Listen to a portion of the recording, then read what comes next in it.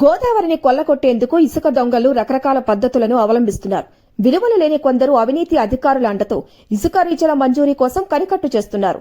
బాంచనంటూ దిగజారిపోతున్న అవినీతి పరుల సహకారంతో ఇసుక మాఫియా రెచ్చిపోతోంది. అధికార పార్టీ చెందిన మంత్రులు, ఎంపీలు, ఎమ్మెల్యేల పేరు వాడుకుంటూ ఇసుక అక్రమాలను అడ్డగోలు పద్ధతులు చేసేందుకు బినామీ కాంట్రాక్టర్లు చేస్తున్న బరితెగింపు చర్యలు జిల్లాను భ్రష్టు పట్టిస్తున్నా అడిగేవారే లేకుండా పోయారు. మంగపేట మండలంలోని బోర్ నర్సాపురం ప్రాంతంలో 10 ఎకరాలకు సంబంధించిన పట్టా భూముల నుండి 1,00,000 క్యూబిక్ మీటర్ల ఇసుకను తరలించేందుకు అనుమతులు ఇచ్చేశారు. సర్వేలు ఇతరత్ర తతంగాల పేరుతో ఆ భూముల్లో ఇసుక తవ్వేందుకు అనుమతులు ఇచ్చినప్పటికీ అక్కడ అసలు ఇసుక లేకపోవడం విశేషం.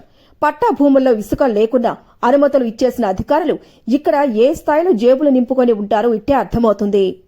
లక్షల డబ్బులు ముడుపులుగా స్వీకరించి లేనిది ఉన్నట్లుగా చూపించి 1,00,000 క్యూబిక్ మీటర్ల ఇసుక తరలింపుకు సంబంధించిన అనుమతులు ఇవ్వటం ఘోరమైన తప్పిదం. అయితే అనుమతులు పొందిన పట్టా భూముల్లో ఇసుక లేకపోవడంతో బినామీలు గుట్టు చప్పుడు కాకుండా ఆ 1,00,000 క్యూబిక్ మీటర్ల ఇసుకను గోదావరి నుండి కొల్లగొట్టేందుకు శ్రీకారం చుట్టారు. అందులో భాగంగానే గోదావరి వైపు రహదారులు సైతం నిర్మించారట. అయితే పట్టా భూముల్లో ఇసుక లేకపోవటం, నేరుగా గోదావరి నుండి ఇసుకను డంపింగ్ చేస్తే వివాదాలు తలెత్తే అవకాశాలు ఉంటాయని ఇసుక మాఫియా మరో దొడ్డిదారి ప్రత్యామ్నాయ ఏర్పాటు చేసుకుంది. అందులో భాగంగానే స్థానిక అవసరాల పేరుతో మంగపేట మండలంలోని తాము కొల్లగొట్టాలనుకుంటున్న గోదావరి సమీపంలోని వాగు ద్వారా ఇసుకను తీసుకువెళ్లేందుకు స్థానిక రెవెన్యూ అధికారుల నుండి 5,000 క్యూబిక్ మీటర్లకు దొడ్డిదారి అనుమతులు పొందినట్టు సమాచారం. స్థానిక అవసరాల నిమిత్తం రెవెన్యూ శాఖకు 3వ స్థాయి వాగుల నుండి ఇసుక తోలుకునేందుకు అనుమతులు ఇచ్చే అవకాశం ఉన్నప్పటికీ గ్రౌండ్ వాటర్తో పాటు మిగతా కొన్ని శాఖల అధికారులతో జాయింట్ సర్వే అనంతరమే ఇవ్వాల్సి ఉంటుంది. కానీ ఇక్కడ రెవెన్యూ శాఖ ఉన్నతాధికారి ఒత్తిడి నేపథ్యంలో వాగు నుండి 5,000 క్యూబిక్ మీటర్ల ఇసుక తరలింపుకు అనుమతులు ఇచ్చారట. ఆ అనుమతులు అడ్డుపెట్టుకుని గోదావరి నదిలోకి భారీ వాహనాలను దింపి 1,00,000 క్యూబిక్ మీటర్ల ఇసుక దోపిడీకి రంగం సిద్దమైనట్టు తెలుస్తోంది.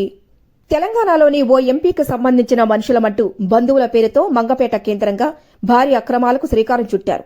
తమకు మంజూరు చేయబడిన పట్టా భూముల్లో ఇసుక లేకపోయినా గోదావరి నదిని దోచే ప్రయత్నం చేస్తున్న అక్రమార్కులకు ఎంపీ అండదండలు ఉన్నాయనే ప్రచారం అధికార పార్టీకి చెడ్డ పేరు తెస్తోంది.